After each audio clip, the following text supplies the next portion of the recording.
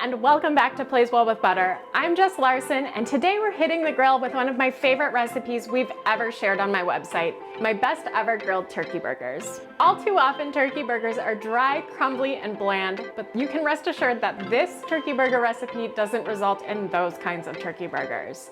A few years ago, I became borderline obsessed with creating a tried and true, straightforward, damn good turkey burger recipe that grills up to juicy, smoky perfection. It took over 10 rounds of testing and tweaking, but the result is so worth it because I'm confident these will be the best turkey burgers you've ever had. They're seriously juicy, mega flavorful, so versatile, and super simple to make.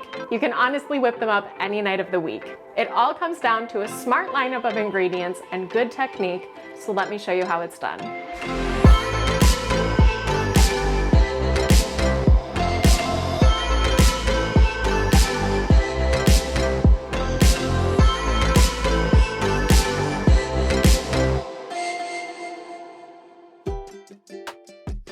The secret to an irresistibly juicy grilled turkey burger is using the right ground turkey.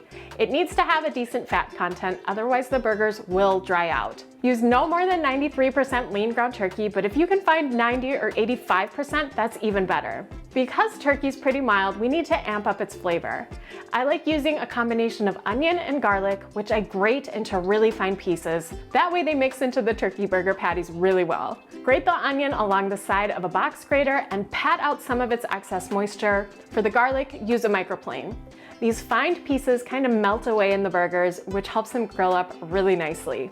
Worcestershire sauce is another magic ingredient that adds depth and rich umami flavor to everything it touches. But the secret to an insanely juicy and flavorful turkey burger is the littlest bit of mayo, which adds rich texture and juiciness. We're not using a lot here, just 2 tablespoons, but if you prefer to use a different ingredient, full-fat yogurt and sour cream also work well. Season with a little salt and pepper, then use your hands to mix until just combined. From here, divide the mixture into 4 portions, about 1/3 pound or 6 ounces each. The mixture will be very wet at this point, so it's helpful to spritz your hands with a little cooking spray, then get each portion into roughly the shape of a burger. They don't need to be perfect yet, the general shape is just fine for now. You'll set the burgers on a baking sheet, then pop them in the freezer to chill for at least 20 minutes. This helps the burgers bind together and makes them much easier to handle on the grill, so don't skip the chill. While the burgers are chilling in the freezer, prep your grill. Preheat your grill for medium-high direct heat grilling, about 450 to 500 degrees Fahrenheit. It's always best to start with clean grill grates, but I always like to give them a quick rub of oil to ensure the burgers don't stick. Spritz non-stick cooking spray in a wad of paper towel, then use your grill tongs to run it along the grates. Take the burgers out of the freezer. At this point, the mixture should be much easier to handle, so you can form them into patties that are slightly larger than the size of your buns. And be sure to press an indent in the center to keep the burgers from swelling up on the grill. Place them on the grill grates and cook for about 6 to 7 minutes per side. And if you're craving a cheeseburger, be sure to add cheese in the last 2 to 3 minutes of grilling.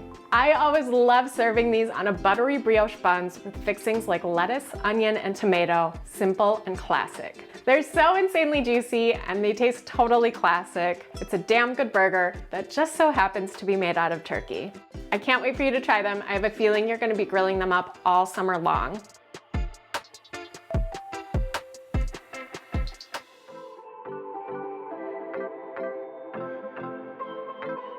So head over to Plays Well with Butter for the full recipe. It includes lots more grilling tips and a whole section dedicated to easy variations for everything from Greek-inspired turkey burgers to spicy chipotle turkey burgers with Southwest flair. But before you go, be sure to like and subscribe for more unfussy recipes that pack a big punch of flavor, and I'll see you next time.